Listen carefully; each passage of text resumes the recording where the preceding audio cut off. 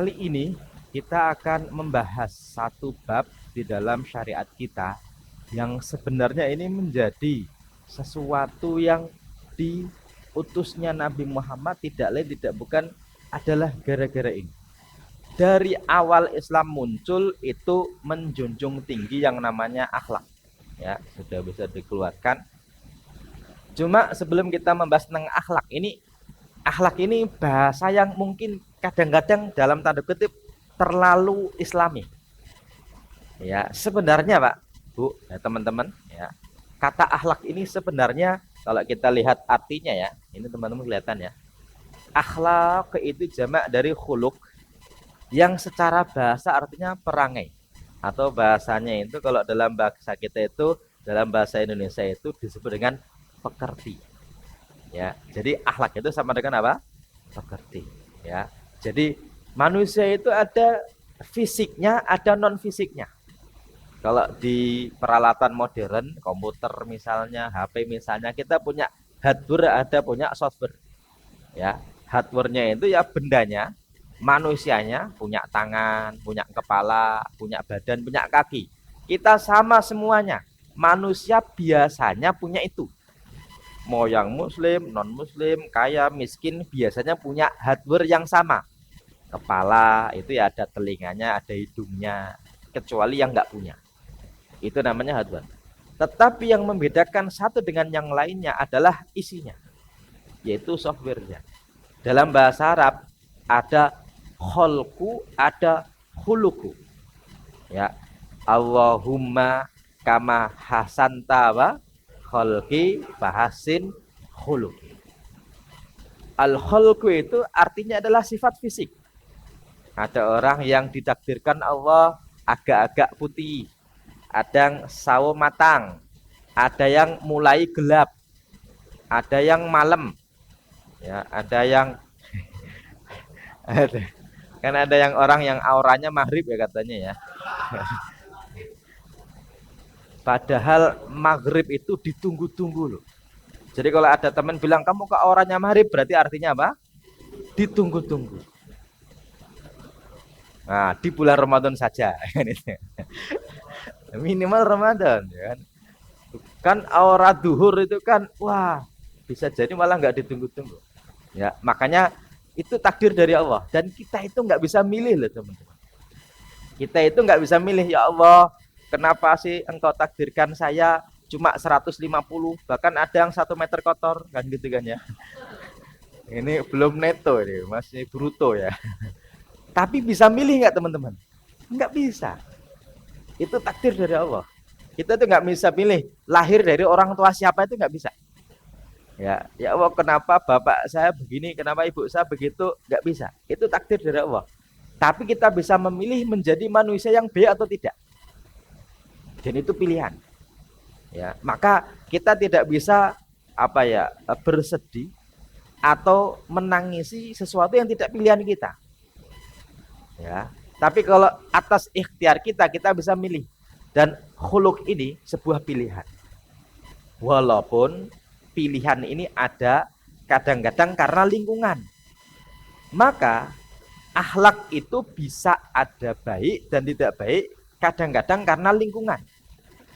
Contoh gini, kalau kita berada di lingkungan yang omongannya itu biasa kasar. Misalnya dikit-dikit jing, jir, itu kan banyak sekarang tuh. Eh, mohon maaf. Saya saya tidak ini loh ya, saya tidak menyindir loh, mohon maaf ya. Saya tidak bermaksud menyindir, mohon maaf.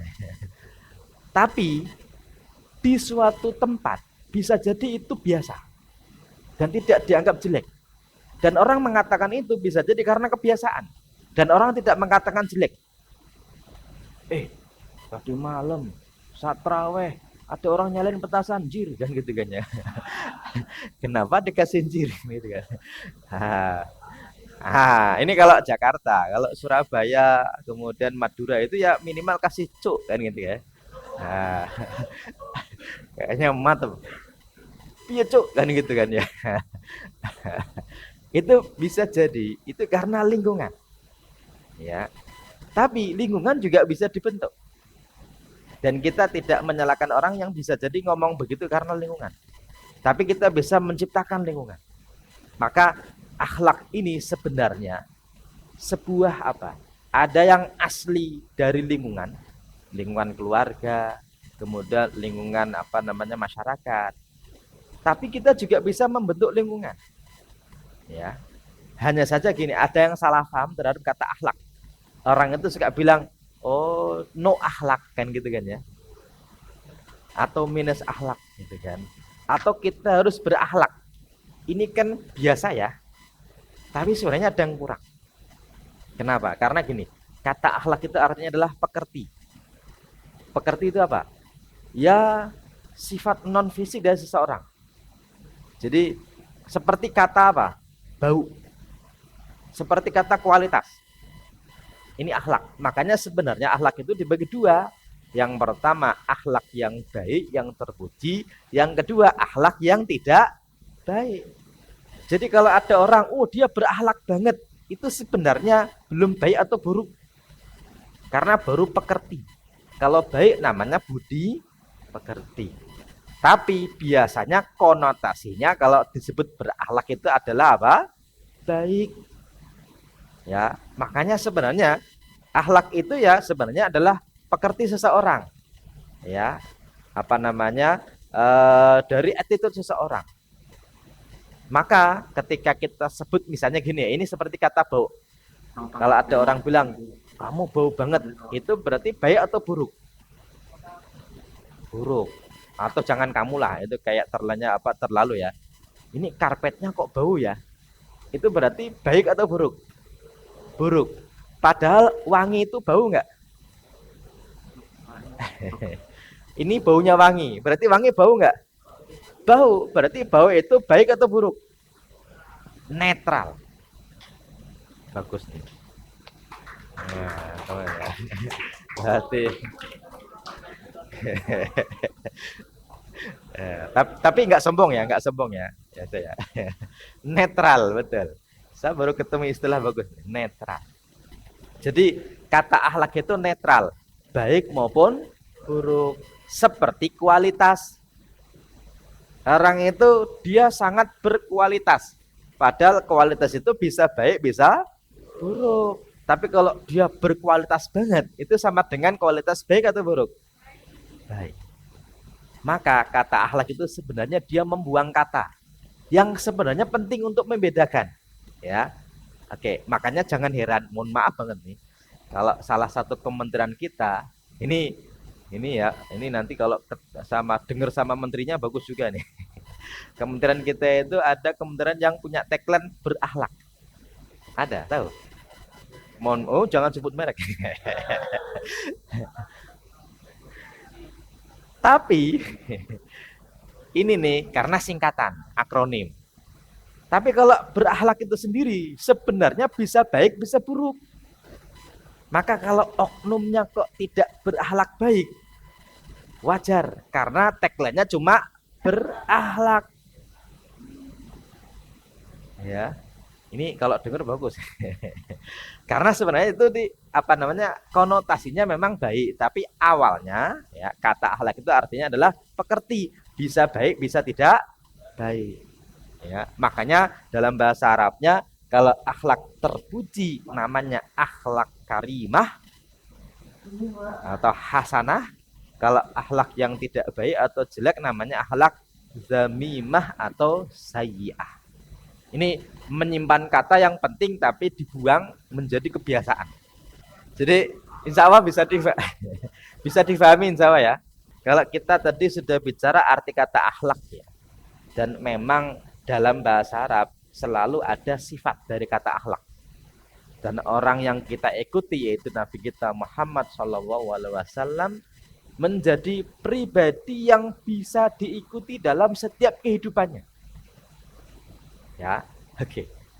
Nabi dalam Al-Quran disebut wa innaka la'ala khuluqin azim. Oke ya, ini termasuk dalam ayat surat Al-Anbiya wa ma arsalnaka illa rahmatan lil alam. Maka kata rahmat ini menjadi kata kunci dalam berhubungan dengan sesama manusia. Rahmah, ya, rahmah itu belas kasihan, ya, karena orang itu bisa jadi cinta, bisa jadi kasihan. Tapi kalau orang menikah tidak cuma gara-gara cinta.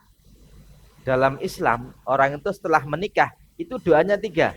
Yang pertama adalah sakinah, yang kedua adalah mawaddah, yang ketiga baru rahmah. Rahmah ini lebih dari sekedar cinta, ya. Dan Islam itu mengajarkan kasih sayang.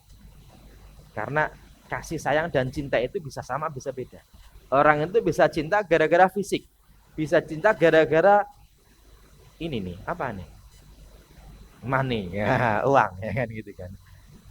Tapi kalau setelah menikah, kadang-kadang orang itu udah nggak cantik lagi, nggak ganteng lagi. Kadang-kadang keuangannya juga nggak bagus-bagus amat. Maka tinggal rahmahlah yang menjalin dari suami istri tadi. Dan Nabi diutus oleh Allah dalam rangka rahmatan lil alamin.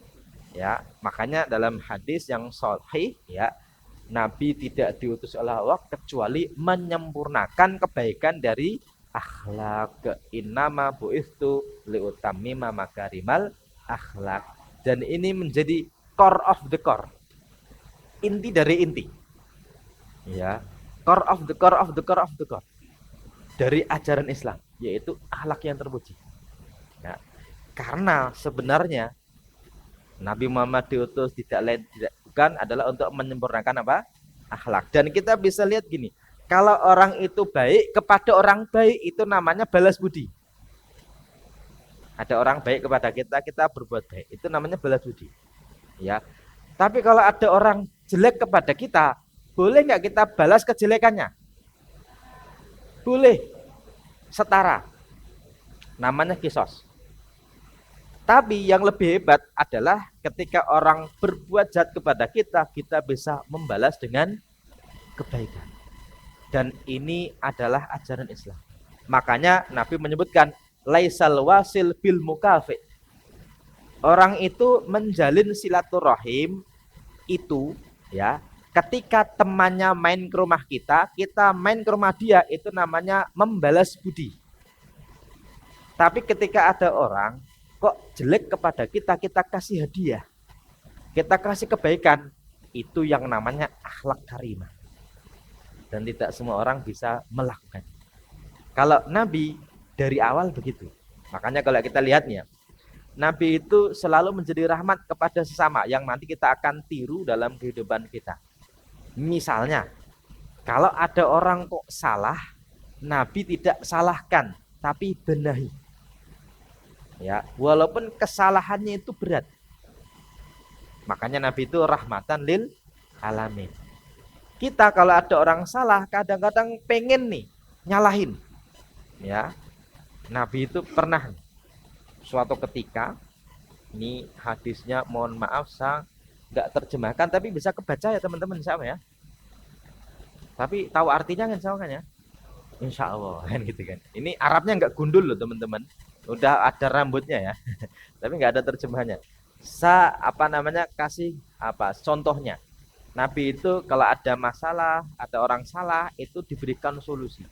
Maka Nabi itu kalau ada tagline-nya itu menyelesaikan masalah tanpa masalah. Ini kayak apa ya? Tagline apa? Gedean ya. Karena banyak orang yang menyelesaikan masalah tanpa solusi. Memang nggak ada solusinya. Ya malah tambah masalah. Contoh nih, suatu ketika ada orang Arabi Badui. Ini orang Arabi Badui itu berarti orang yang tidak tahu. Karena orang pedalaman. Dia datang ke Masjid Nabawi, ternyata di masjid itu pipis. Ya, tidak di toilet masjid, di masjidnya. Walaupun orang sekarang banyak yang ke masjid cuma numpang pipis. Ya, naik motor tuh mau pipis nih kemana? Kalau nggak ke Alfa, ke Indo, ke pom bensin, ke masjid. Kalau ke masjid kan gratis tuh, nggak ada orang ya kan gitu kan. Jadi ke masjid ngapain? Numpang pipis kan gitu kan ya. Berarti kayak orang Badui. Tapi cuma dulu bedanya adalah dia itu pipisnya di dalam masjid. Dan manusiawi banget kalau ada orang kok di masjid pipis pengen nonjokin. Dan ternyata sahabat Nabi itu dulu begitu. Ya. Jadi kalau dalam hadis yang lengkap nanti kita kalau baca ya, dalam hadis yang lengkap, Ja'a Arabiyun faqama yabulu fil masjidi.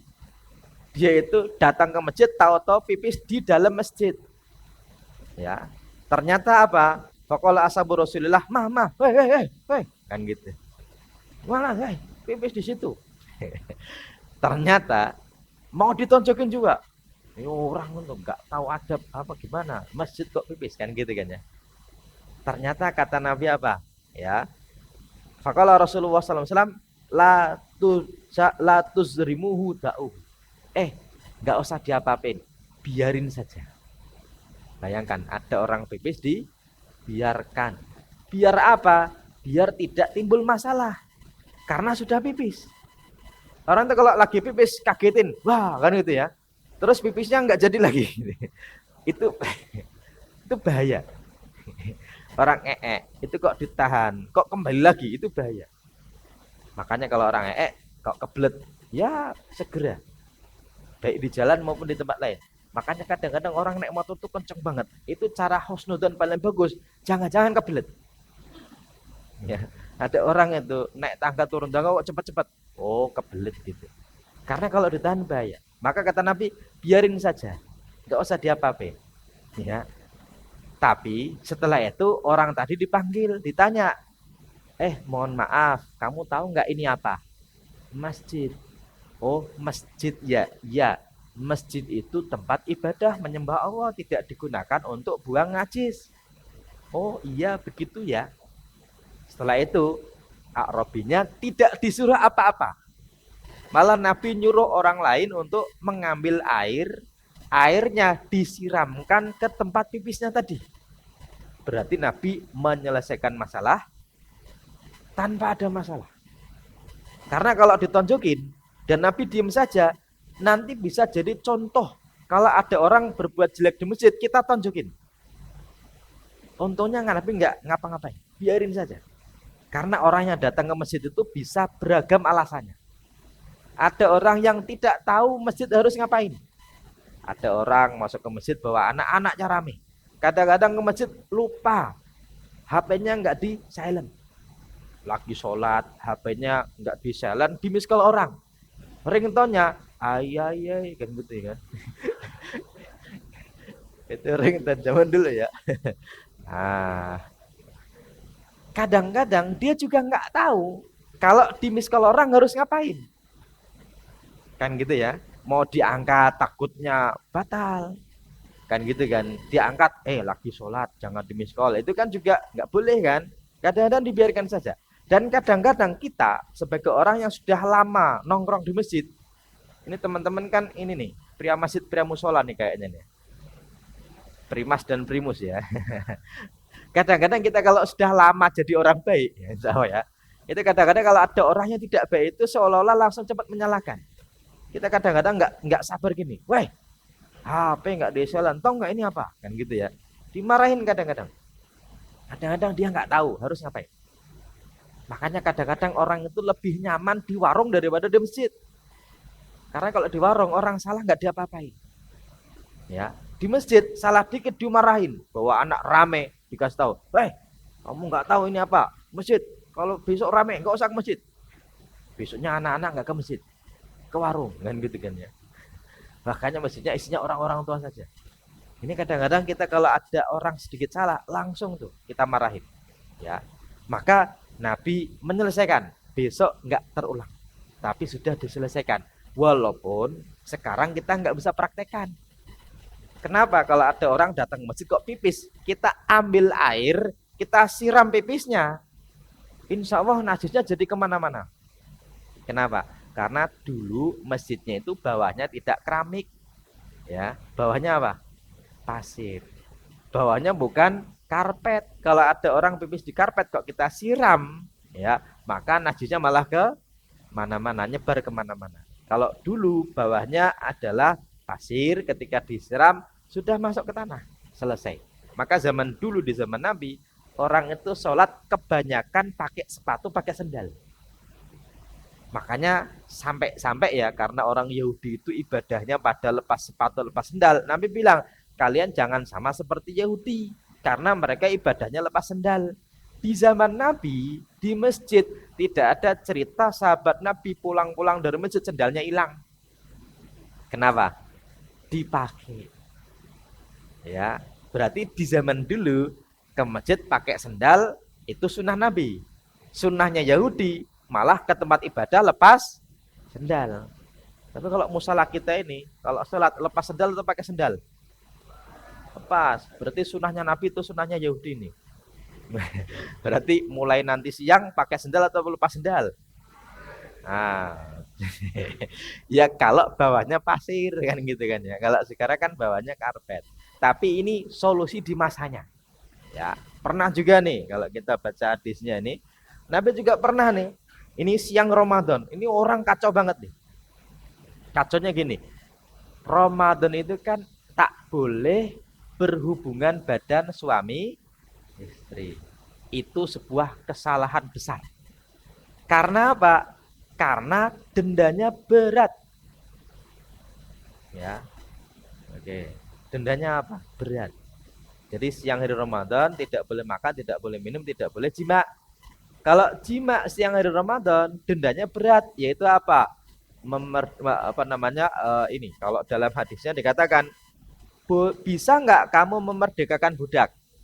Ya, memerdekakan budak itu zaman dulu uangnya banyak. Jadi ada budak dibeli dimerdekakan. Atau yang kedua, berpuasa 2 bulan berturut-turut. Ya. Atau yang ketiga, memberi makan 60 fakir miskin. Maka berat ini. Dan teman-teman kalau bisa jangan menikah ketika Ramadan. Berat ujiannya. Tapi ringan ongkosnya. Apalagi resepsinya siang hari ya. Jadi undangannya siang hari gitu kan, salaman-salaman. Kok nggak ada apa-apa? Oh, menghormati orang puasa. Kan gitu kan ya. Berarti ngirit insya Allah ya. Tapi orang pada komplain, gimana sih? Tapi boleh nggak menikah Ramadan? Boleh. Yang nggak boleh adalah jima di siang hari apa? Ramadan, karena hukumannya berat. Dan itu sebuah kesalahan luar biasa. Ya. Makanya kalau pas orang nikah kok bulan Sya'ban itu godaannya berat. Kenapa? Karena kadang-kadang habis hari Minggu nih ya, habis mandi pagi, nyium istri itu biasanya masih 220 volt nih wattnya nih. Masih tegangan tinggi. Ya. Makanya bahaya. Bahayanya kalau nggak kuat menahan nafsu. Kalau sampai jima bahaya. Walaupun ada yang nanya gini, Pak Ustadz, kalau pas boleh nggak puasa, misalnya musafir gitu ya. Orang musafir itu boleh nggak sih? Nggak puasa boleh nggak? Boleh. Orang itu kalau pas musafir kan boleh nggak puasa. Kalau nggak puasa boleh makan nggak? Boleh minum? Boleh jima? Tidak dilarang kan gitu. Kan dia tidak puasa. Ini ada orang nanya gitu ya. Saya nggak curiga. Tapi dia malah bilang, oh kalau gitu saya punya ide Pak Ustadz. Apa nih idenya? Ya, kalau lagi pengen banget nggak bisa nahan, boleh nggak saya ke Halim naik kereta cepat ke Bandung? Ya boleh. Berarti musafir ya Pak Ustadz ya? Iya. Terus boleh makan nggak Pak Ustadz? Boleh. Boleh minum? Boleh. Boleh cima? Ya nggak dilarang. Oh gitu ya kan gitu ya. Berarti dia kalau pengen itu musafir dulu. Oh jangan, itu namanya ilmu hitam tuh. Ngakalin namanya. Tapi secara hukum fikih nggak kena, ya. Hanya saja niat itu Allah yang maha tahu. Cuma masalahnya gini, ada anak, ada orang ya masih muda lapor kepada Nabi, dia lapor itu dengan tergopoh-gopoh bilang, halak tuh ya Rasulullah, rusak saya Rasul, ya. Saya ini telah melanggar aturan syariat. Loh, apa yang menjadikan engkau rusak? Saya jima di siang hari Ramadan. Ini ngaku kepada Nabi melakukan suatu kesalahan besar. Tapi Nabi ketika ada orang mengaku kesalahan besar, Nabi cooling down. Ya, sebentar. Emang iya itu salah, tapi ada kafarotnya. Kafarotnya apa? Kamu punya uang untuk memerdekakan budak? Tidak. Kuat puasa 2 bulan berturut-turut? Waduh, Ramadan aja berat Nabi. Sampai saya jima siang hari, apalagi 2 bulan. Kan gitu kan ya. Makanya dia kacau nih. Yaudah, kalau gitu kamu memberi makan 60 fakir miskin. Terus dia mikir, 60 fakir miskin, Orang sah juga nggak punya nabi. Jadi dia itu nggak punya, jima siang hari Ramadan. Sampai Nabi itu memberi solusi, ya udah gini aja. Saya punya kurma tadi dikasih orang. Nih tolong kasih kepada 60 fakir miskin. Berarti ada masalah Nabi selesaikan dengan solusi. Ya, yaitu kasih apa? Makanan kan gitu ya. Ternyata dia ngomong lagi. Ini kasih ke siapa Nabi? Ya orang miskin. Emang ada orang lebih miskin dari saya? Ini di sini Nabi yang paling miskin saya. Sampai Nabi itu malah tertawa. Ya, sampai Nabi tertawa dan Nabi bilang, "Oh ya udahlah ini buat kamu saja, sono pulang kasih ke istrimu." Ya, padahal dia melakukan sebuah kesalahan besar. Tapi dia ngaku kepada Nabi, diberi solusi, yaitu yang pertama memerdekakan budak, yang kedua puasa 2 bulan berturut-turut, yang ketiga memberi makan 60 fakir miskin. Tapi ternyata nggak ada orang yang lebih miskin dari dia. Kalau kita gini, orang miskin banyak gaya, kan gitu kan ya. Udah miskin, melanggar aturan lagi kan gitu kan. Tapi Nabi ternyata tertawa dan memberi kurma dan diberikan kepada dia untuk memberi makan istrinya. Dan ini luar biasa. Ya, makanya kalau kita bicara mengenai akhlak Nabi, Nabi itu selalu menghubungkan antara akhlak dan iman. Ya, misalnya Nabi menyebutkan yang paling sempurna iman di antara kalian, yang paling bagus apa? Akhlaknya. Termasuk nih, tidak beriman seseorang jika tetangganya terganggu. Ya, terganggu itu bisa macam-macam. Bisa terganggu dengan parkir mobilnya, bisa terganggu dengan suara sound systemnya. Mentang-mentang beli baru, nyetel Metallica, ya, nyetel apa kencang, nggak tahu teman-teman sukanya Metallica atau malah dangdut nih. Oh sholawat, soleh banget ya Allah. Tapi sholawat koplo juga. Atau jangan-jangan sukanya dangdut pantura nih. Ya, kadang-kadang orang itu suka nyetel malam-malam. Biar apa? Biar tetangganya seneng. Padahal tetangganya nggak seneng. Maka mengganggu orang lain itu sebuah kesalahan besar dalam Islam. Ya. Bahkan kadang-kadang kita luput. Yang salahnya kadang-kadang nggak sengaja, tapi bisa jadi penggugur dosa. Keliru. Penggugur pahala, mohon maaf. Contoh gini, ada orang ketika naik motor, kok tetangganya terganggu. Itu sebenarnya yang masalah adalah imannya. Ya, karena dalam hadis dikatakan alladzi la ya'manu jaru bawa'iqahu, itu kata Nabi, wallahi demi Allah la yu'min. Demi Allah orang tidak beriman ketika tetangganya terganggu. Ya. Ini tetangganya terganggu itu enggak selalu tetangga rumah ya. Tetangga kerja, ya, tetangga partner itu kan tetangga juga. Kita dengan teman-teman kan bertetanggaan. Kadang-kadang terganggu gara-gara apa? Suaranya, ngomongnya. Kadang-kadang apa nih? Naik motor nih, ternyata knalpotnya diganti. Meng, kan gitu kan ya.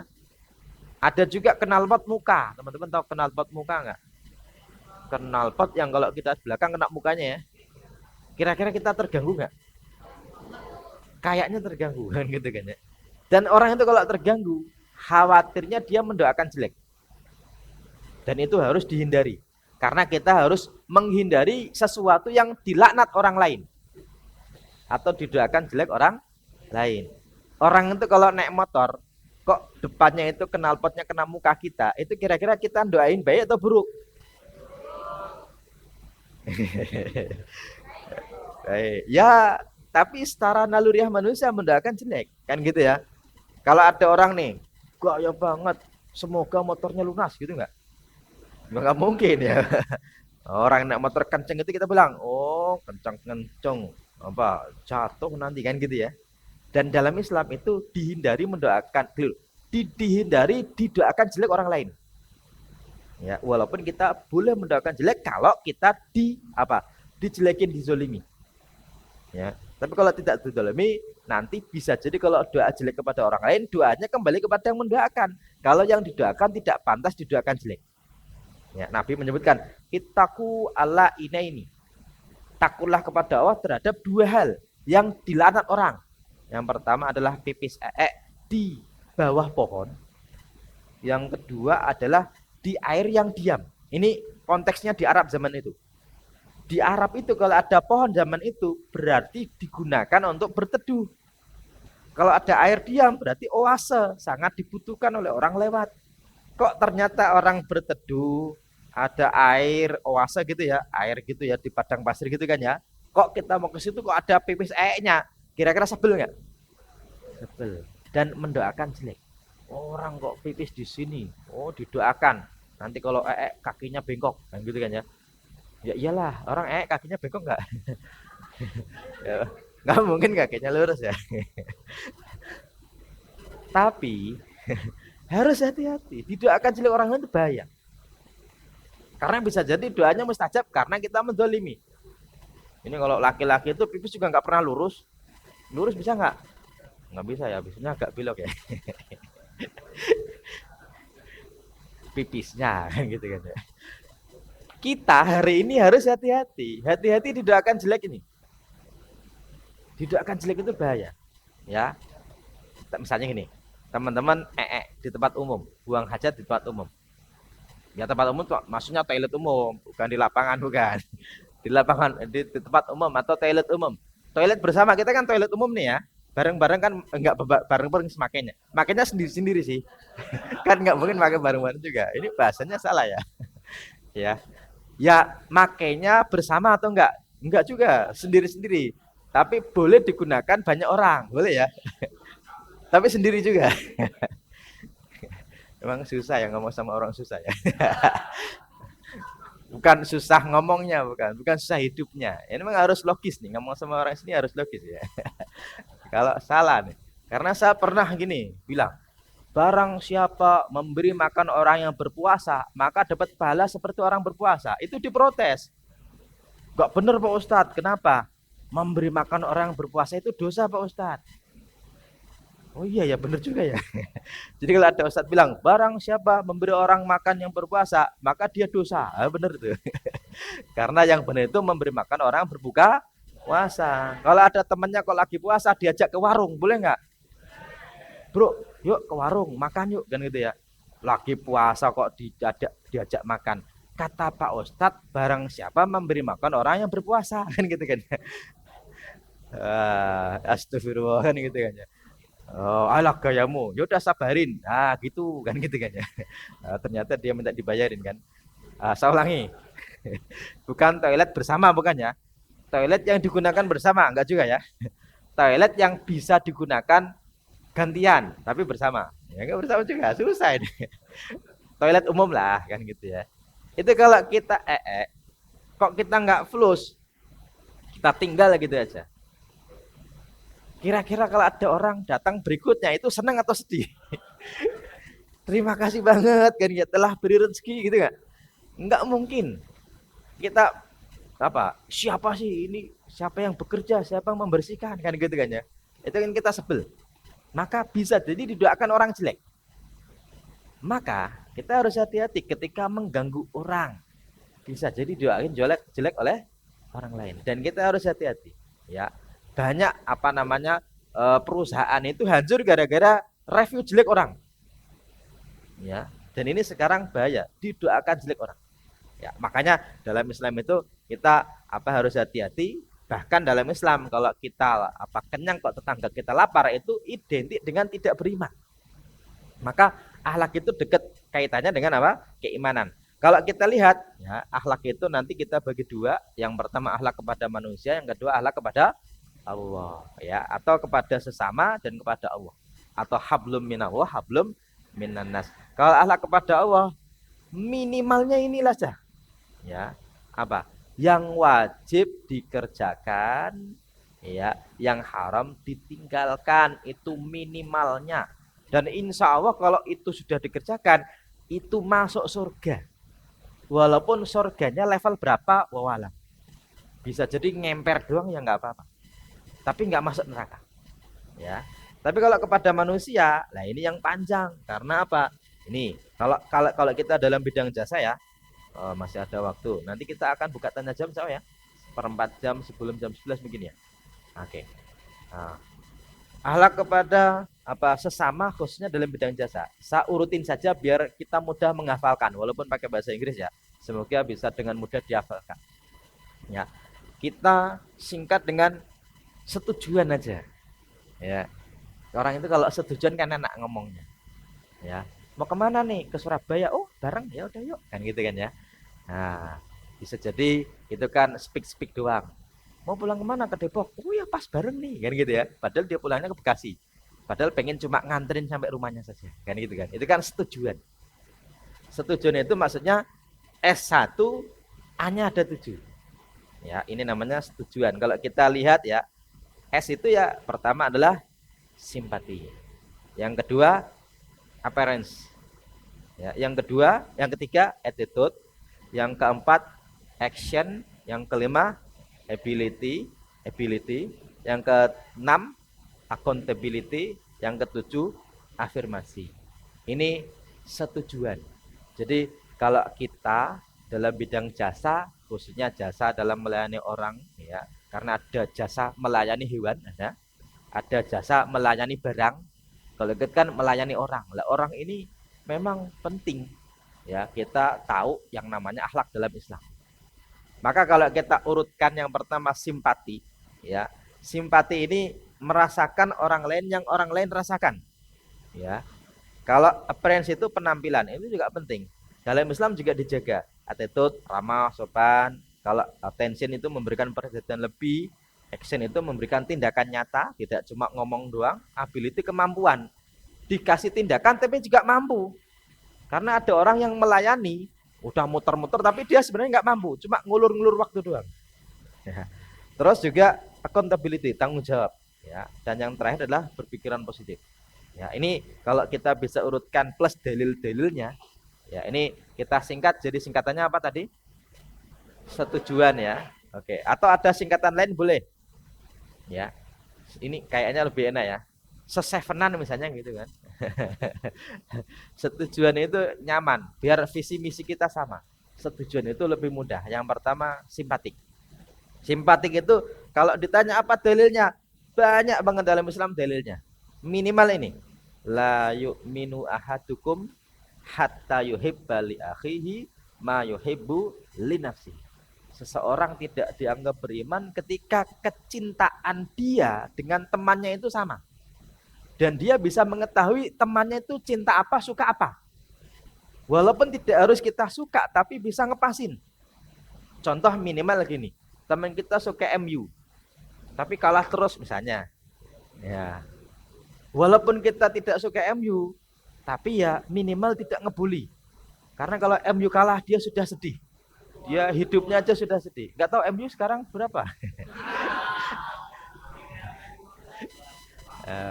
Minimal gitu ya.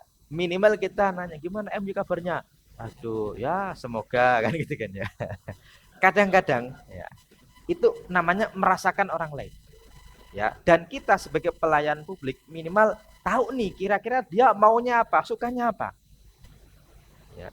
Dan kita, teman-teman ya, yang menjalani itu malah non-muslim. Contoh gini teman-teman.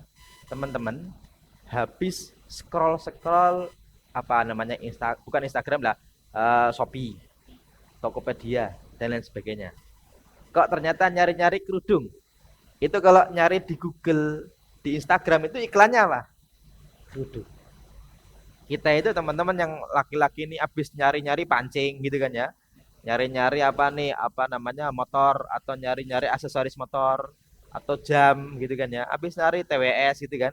Itu tahu-tahu iklan kita itu ya itu. Dia tahu apa yang kita inginkan. Ya, tahu ya, habis nonton apa gitu kan ya.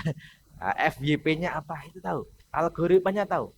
Dalam Islam, kita itu sebagai pelayan itu mengetahui sebenarnya orang itu ingin diapakan. Dan orang itu kalau tahu orang lain nanti akan mudah untuk menyesuaikan. Contoh gini, orang itu kalau jualannya kok harganya mahal, itu harus tahu apa keinginan orang kaya itu mau diapakan. Ya. Orang itu kalau jualannya sesuatu yang murah, kita harus tahu keinginan orang yang beli barang murah itu apa. Maka dari awal kita harus punya target pasar kalau bahasanya kita ya. Kalau kita adalah tahu lawan bicara kita itu apa. Kalau teman-teman ngomong dengan ustadz, ya jangan ngomongin bola. Kecuali ustadznya suka bola. Ya. Karena bisa jadi membosankan. Ya. Orang itu kalau ketemu sama yang se-circle, itu kan ngomongnya bisa lama. Ya, kita nih suka apa? Otomotif. Kita ngomongin, udah keluar loh. NMAX terbaru itu bagus, ada ABS-nya, ada apanya. Itu kalau se-circle gampang. Ya. Ini pertama nih, simpatik itu kita merasa dia. Bapak ini, oh yang datang ke kita itu target pasarnya itu apa sih? Oh harga sekian, pasti orangnya pengennya tinggi. Pengennya dilayani. Oh berarti kita harus melayani. Enggak yang, Bapak mau apa? Oh mau umroh, ya semoga bisa berangkat umroh, kan gitu ya. Amin. Itu namanya simpatik. Merasakan orang yang ingin itu apa. Ya, makanya kalau kita bisa tahu caranya gimana, ya kalau teman kita udah tahu, ya. Tapi kalau orang kok baru ketemu, kan kita kadang-kadang nggak tahu tuh. Minimal bertanya, minimal, ya. Atau setidaknya mendengarkan dengan baik. Jadi kita jadi pendengar yang baik. Ya, apalagi ketika orang itu mau berangkat umroh, kalau usianya tua, orang itu kadang-kadang cuma pengen didengarkan. Oh, dengerin anaknya di Amerika, Jepang, iyain aja. Dan orang itu suka dipuji. Ya, wah anaknya sukses semua ya Pak ya.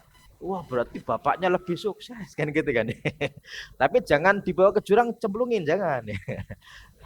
Dipuji itu orang seneng. Dan itu simpati namanya. Ya, simpatik itu artinya orang itu senengnya apa kita melayani. Dan ini menjadi tugas berat karena kadang-kadang kita tidak suka. Ya, orang itu ngomong kemana-mana tentang apa? Tentang mancing. Tapi kalau kita nggak suka mancing, kadang-kadang kita kalau ada pilihan kita ngomong yang lain, kita bisa ngomong yang lain atau menyendiri. Tapi kita sebagai pelayan orang lain kan nggak bisa nih, kita menghindar. Ya, dan ini berat tugasnya. Tapi yang jelas cara pertama itu ada simpatik.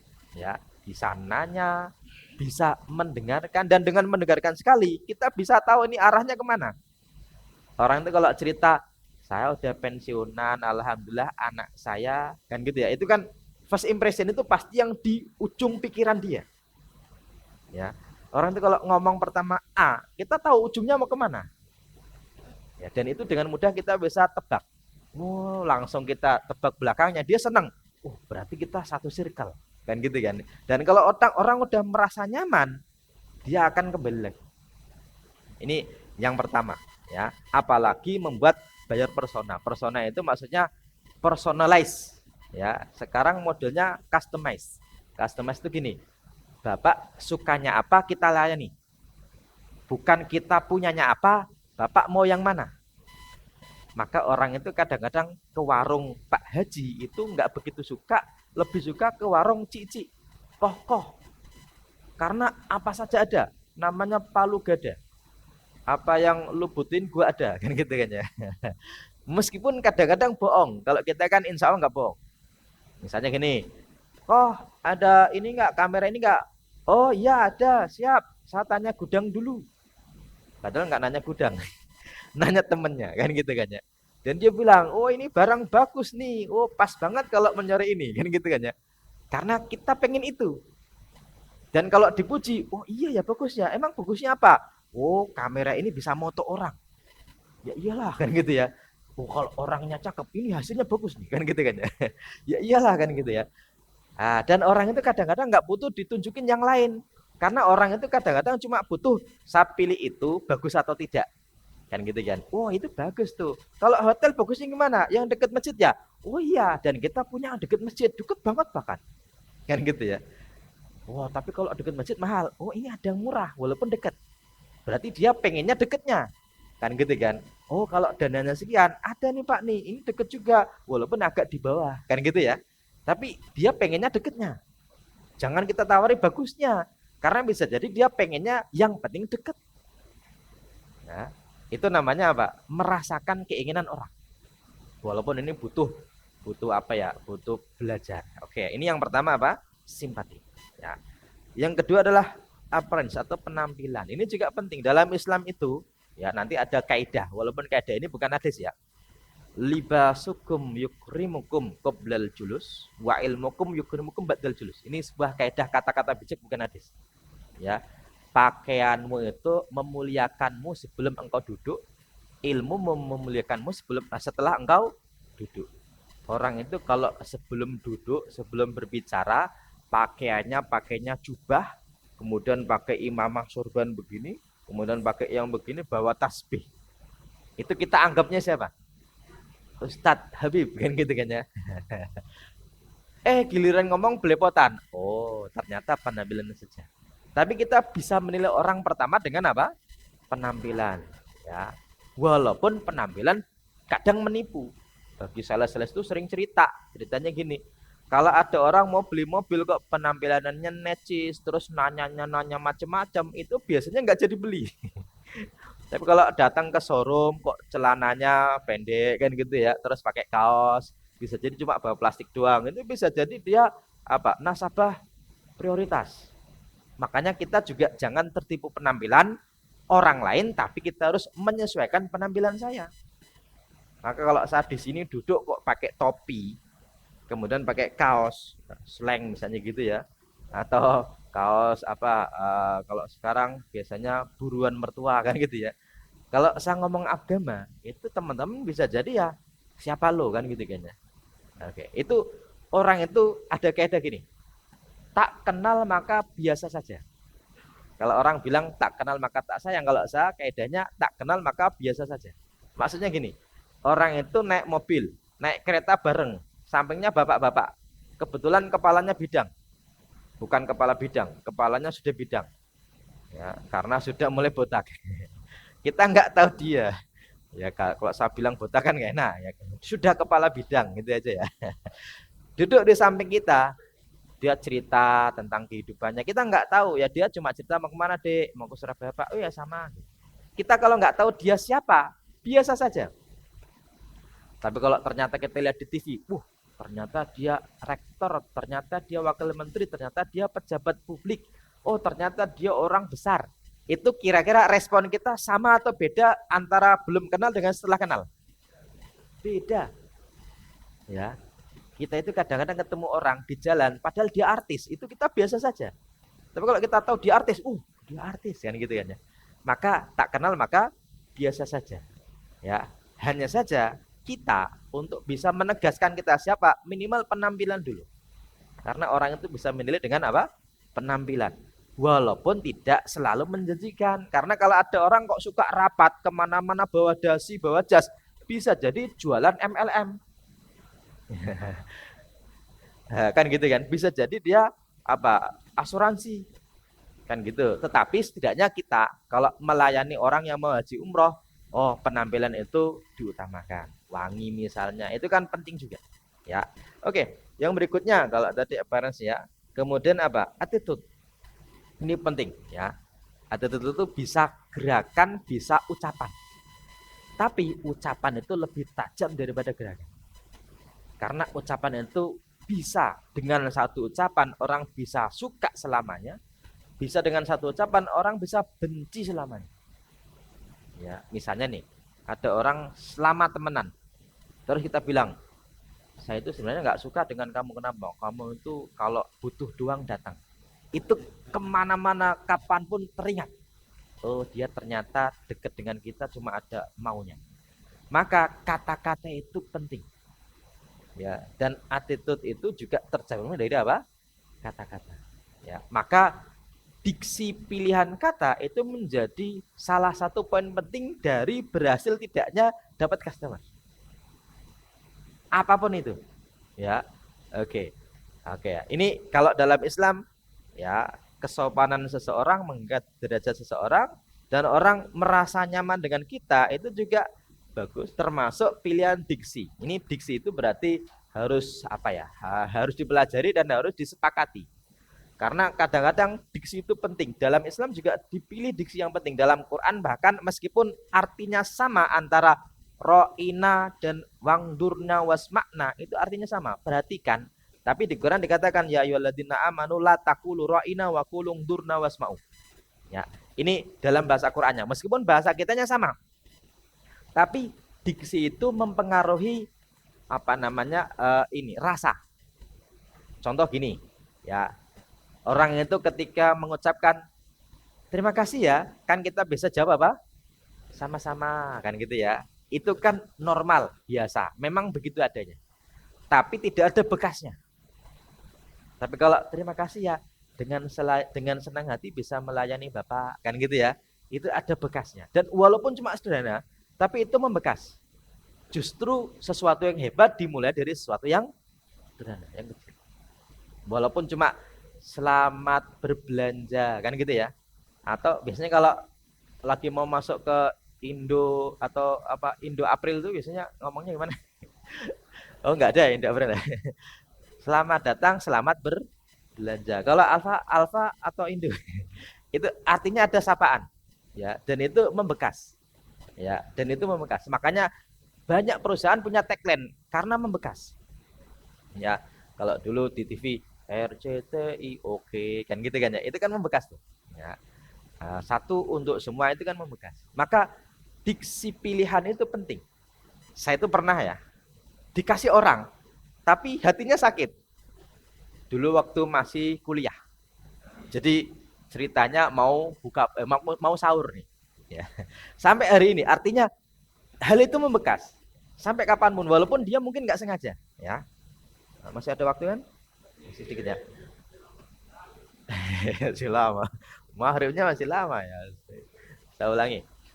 Walaupun saya bayangkan, saya itu udah lulus kuliah udah lama, tapi kata-kata itu masih membekas dan episode itu masih membekas dalam kehidupan saya. Walaupun dia tidak sengaja menyakiti, tapi ada satu hal yang kerasa dalam hati.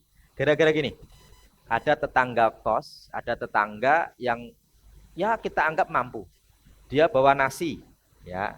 Terus ketok-ketok pintu, Assalamualaikum, Waalaikumsalam. Sudah sahur belum? Bagus ya? Bagus. Belum Bu, ini kebetulan ibu-ibu. Oh ya ini ada nasi buat sahur, kan netral nih. Tapi setelah itu ditambahin, iya ini daripada saya buang. Daripada saya buang gitu kan ya. Oke, ini nih jadi sesuatu yang teringat. Berarti daripada dibuang mending dikasih kita kan gitu kan. Ya lumayan sih daripada dia bilang, ini daripada saya kasih kucing kan gitu kan ya. Tapi itu membekas. Walaupun udah puluhan tahun. Maka kata-kata itu penting. Dan wahyu Al-Quran itu berupa apa? Kata-kata. Ya, makanya diksi itu penting. Pilihan kata itu penting. Saya kasih contoh aja. Mendoakan orang lain itu bagus. Tapi bisa jadi salah paham gara-gara tidak bisa milih kata-kata. Contoh, teman-teman yang semoga dirahmati Allah. Amin nggak? Amin. Kita mendoakan orang ketika ada bersin, hajing. Alhamdulillah terus ya rahamu Allah. Itu artinya kan semoga dirahmati. Sama kan ya? Oke. Atau ketika ada orang nih rahimahullah ketika udah meninggal. Tapi ada kata yang sama maknanya tapi redaksinya beda, yaitu almarhum. Almarhum. Itu artinya sama dengan rahimahullah. Sama dengan semoga dirahmati. Sama dengan mendoakan ketika orang bersin, alhamdulillah ya rahmukallah. Semoga engkau dirahmati Allah. Tapi kalau jamaah yang dirahmati Allah biasa. Jamaah yang semoga almarhum, kira-kira biasa nggak? Janganlah, kan gitu ya. Ini artinya pilihan kata itu penting. Ya. Ini meskipun nggak ada hubungannya, tapi memilih itu sesuatu yang penting. Karena gini, ada hal-hal yang apa ya, bisa jadi itu biasa saja, tapi kadang-kadang itu tidak pas. Ya, makanya kata pas itu penting. Ya, contoh gini, baca Quran kan bagus ya, bagus. Baca Yasin bagus nggak? Bagus. Tapi kalau baca Yasin di tempat yang nggak pas itu nggak bagus. Misalnya apa? Baca Yasin di depan mertuanya yang sedang tidur.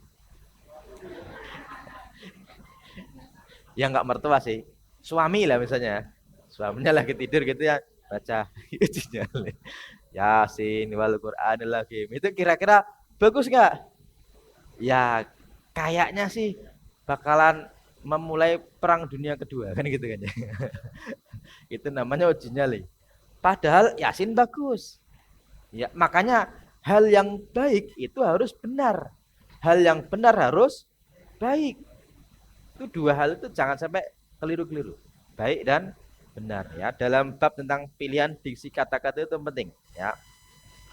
Kemudian attention, ini perhatian Oke ya, kita bisa menjadi pendengar, tapi tidak selalu menjadi pendengar yang baik. Contoh gini, ada suami kerja dari pagi, pulang sore, istrinya di rumah ngurusin anaknya, tiga, ya, rame gitu kan, kotor, terus lain sebagainya. Terus selesai pulang dari kerja di rumah, istrinya pengen cerita kepada suaminya, tadi ini yang satu gini, yang satu begitu. Suaminya dari awal sampai akhir megang HP aja. Oh iya iya, iya. Oh iya iya gitu. Iya. Kira kira-kira gimana respon istrinya? Senang ya? Wah, bisa bisa jadi tahu-tahu ngambek. Kenapa ngambek ya? Bisa jadi. Itu namanya attitude. Dan itu apa ya? Perhatian itu penting. Diajak ngomong jadi pendengar yang baik. Kita itu megang HP itu iya, walaupun melayani. Saat dulu itu melayani orang, megang HP itu ya biasa. Tapi ketika diajak ngomong orang kok kita pegang HP sendiri sendiri itu sebuah minor, sebuah nilai minus. Ya, kita kok diajak ngomong, kok dia malah ngomong sama HP, malah tertawa sendiri, berarti tidak memperhatikan. Maka dulu Nabi itu ketika ngomong dengan teman, dengan sahabat Nabi itu bahkan sampai menghadapkan badannya. Ya, Nabi ketika ngomong itu gak cuma noleh, tapi menghadapkan apa? Badannya. Berarti ini sebagai bentuk perhatian penuh. Dan orang itu merasa diperhatikan itu senang. Ya, dan itu sangat sederhana. Minimal diperhatikan, apalagi bisa eye contact ya. Eye contact itu walaupun nggak semua orang bisa ngomong kok ngelihat mukanya matanya gitu kan. Bisa nggak? Eye contact itu kan kontak mata ya. Ya, ya artinya dengan skala yang pas, dengan kadar yang pas. Karena terlalu tuh nggak bagus pastinya. Ya, terlalu dekat yang nggak bagus, terlalu jauh juga nggak bagus. Itu namanya pas. Makanya dalam Islam itu diajari sesuatu yang pas. Oke. Kemudian satu lagi ya, action tindak nyata karena melayani dengan tindakan nyata itu bisa lebih. Contoh gini, ada orang ya ketika dia pengen sesuatu terus kita ambilkan pulpen, kertas, itu kan tindakan nyata tuh. Walaupun sederhana, tapi ada tindakan nyata. Beda dengan cuma mendengarkan doang. Ya. Atau ketika dia ngomong kita catat. Oh iya Pak, gimana Pak? Oh iya ya, gitu ya. Kita catat. Oh ya, apalagi kan gitu ya. Itu tuh akan beda ketika kita masuk ke restoran. Terus Bapak pesan apa? Dia denger aja. ST satu, ya satu gini-gini satu. Oh iya ya, gitu kan. Kita kan merasa kok nggak dicatat. Jangan-jangan lupa kan gitu ya. Beda dengan ketika dia mendengarkan dengan baik. Oh iya Pak. Terus apalagi kita melayani. Oh kalau ini Pak, itu yang terbaik di kami Pak. Ini rasanya enak, harganya murah. Kan gitu ya Pak ya. Kalau Bapak pas nih. Terus tindakannya, terus ability, mampu melayani. Maksudnya gini, eh, kayak tadi saya sebutkan, karyawan BCA yang bagian melayani customer itu kan awalnya CS. Tapi kenapa satpamnya kok terkenal? Karena kalau ada keluhan kok bisa diselesaikan di dia, nggak harus di CS. Oh Bapak butuhnya apa? Oh ini kartunya total. Oh ya Pak silakan. Bapak bawa ini enggak rekeningnya? Oh ya Bapak bisa. Silakan hitung. Silakan tulis di sini Pak. Sini ya. Terus klik kok dia bisa. Itu menjadi nilai lebih. Padahal tugas dia awalnya kan enggak itu. Tapi ternyata kalau semua di antara kita, kalau ternyata nih kerja di mana Almira, terus oh ya gimana harganya? Wah saya nggak tahu kan saya cuma bagian apa media.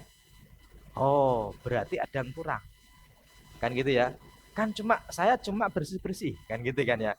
Kalau sampai kita tahu produk detailnya kita tahu walaupun bukan bagian kita itu nilai lebih. Makanya mohon maaf, ini nilai lebih dari karyawan kok dia tahu walaupun bukan bagiannya, ditanya tahu kan gitu ya. Walaupun nanti kalau closingnya ya silahkan siapa, tapi kalau tahu produknya itu nilai lebih. Ya, ini namanya mampu melayani. Kemudian akuntabilitas tanggung jawab, artinya kalau apa WA ke seseorang di follow up sampai apa tanggung jawab bagus. Yang terakhir adalah afirmasi, yaitu berpikiran positif. Ini penting walaupun saya akhirkan bukan berarti terakhir, karena dari awal tadi sudah saya mulai kita afirmasi positif kepada diri kita sendiri bahwasanya kita melayani tamu Allah ini sesuatu yang dapat pahala. Kalau dapat gaji bonus duniawi, ya insya Allah ini niatnya dengan hati. Oke. Dan karena sudah mau jam 11, bentar lagi jam 11, mungkin kalau ada pertanyaan ya Ustadz ya, barangkali kita bisa buka sesi tanya jawab. Baik, alhamdulillah teman-teman telah kita simak bersama penyampaian materi dari Ustadz Hanif Lutfi. Alhamdulillah semoga apa-apa yang disampaikan beliau dapat menambah kita punya pengetahuan, wawasan, sehingga nantinya kita lebih baik lagi dalam melayani tamu-tamu Allah. Baik, Bapak Ibu semua teman-teman yang kami cintai, sekarang masuk pada sesi tanya jawab. Bagi teman-teman yang mau nanya boleh angkat tangan ya. Bismillah. Assalamualaikum Pak Ustadz. Saya punya dua pertanyaan. Wah, dua nih.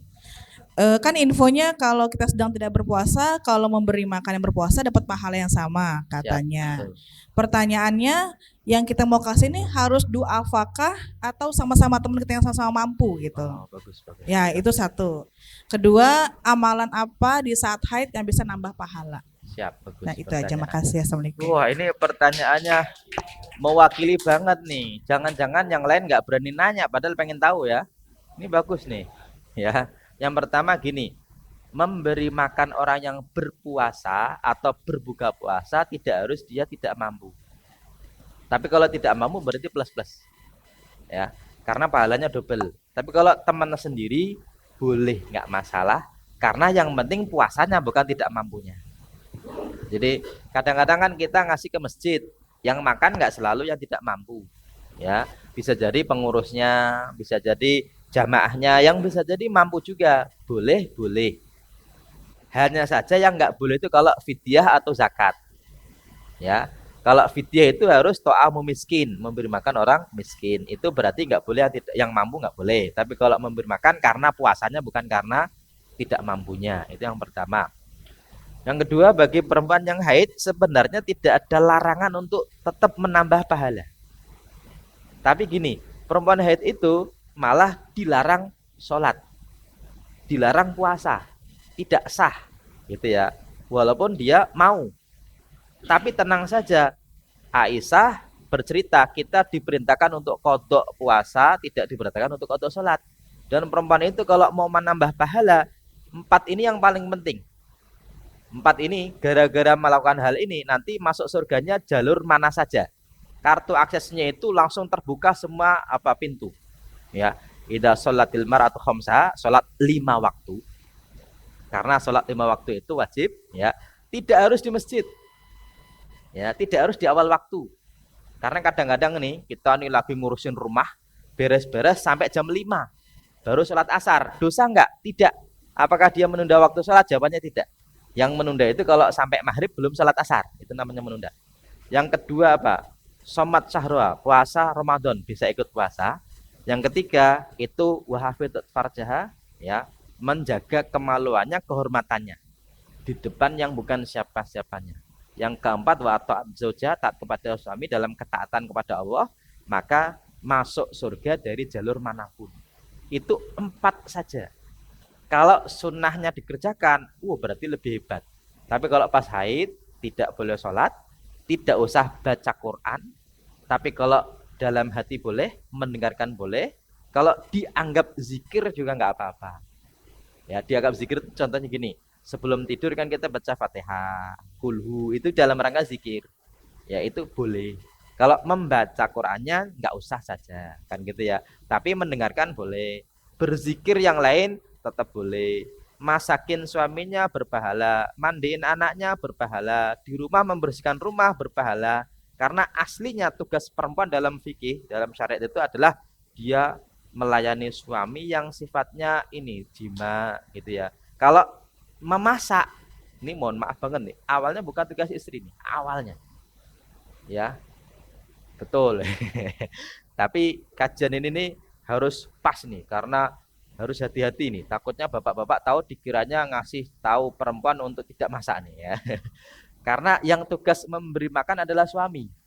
Artinya kalau dalam kitab fikih malah gini, kalau istri nggak mau masak, itu suami membawa makanan yang matang ke rumah dan tidak bisa dipaksa suaminya untuk masak. Nah, ini kayaknya ibu-ibu senang banget ya. Udah sampai sini aja. Mencuci negara ya. Ya, yang lain kan siap-siap ya. Gimana? Mencuci nggak wajib. Awalnya, ya, saya saya keceplosan ini ya. Itu da, masih koma ya. Artinya awalnya tidak wajib di dalam kitab fikih begitu. Tapi ya, tapi ya, kalau telah menikah kok mau nyuciin baju suaminya itu pahalanya banyak banget.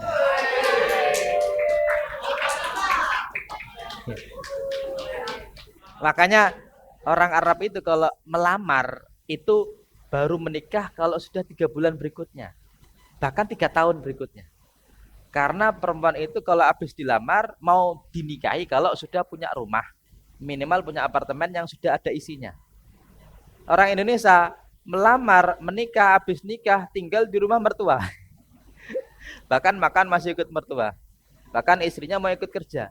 Bahkan maharnya cuma seperangkat alat sholat. Dibayar tunai. Ya iyalah, murah kan gitu ya.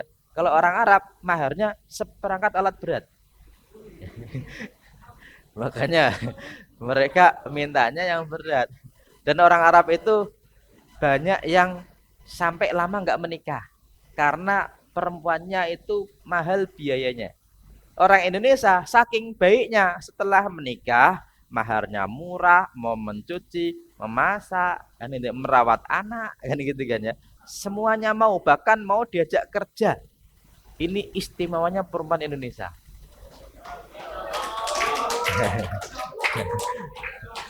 Ini artinya mau masuk surga jalur 4 tadi aja cukup ya Bu ya.